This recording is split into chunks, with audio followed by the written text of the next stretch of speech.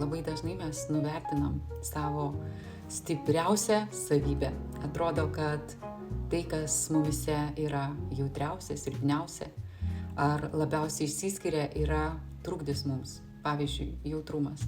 Labai daug žmonių mano, kad jausti per stipriai yra problema.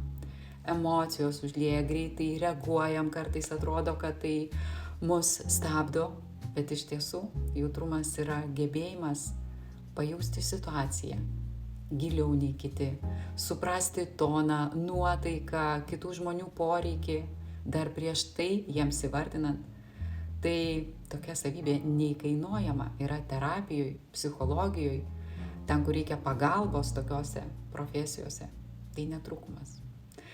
Kita dažnai nuvertinama savybė, pavyzdžiui, valdyti, struktūruoti, prisimti atsakomybę. Ir kai kurioms moterims atrodo, kad šita savybė yra per griežta, kad ji gali nepatikti vyrams ir nepatinka. Bet tai yra apie lyderystę, apie gebėjimą administruoti, valdyti sudėtingus procesus. Ir tai talentas, kurį neša tie žmonės kartu su nauda komandai, organizacijai.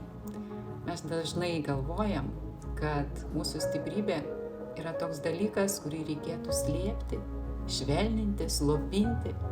Bet tiesa yra ten, kad ta savybė, kurią labiausiai nuvertinam, gali būti mūsų didžiausias išskirtinumas. Klausimas tau.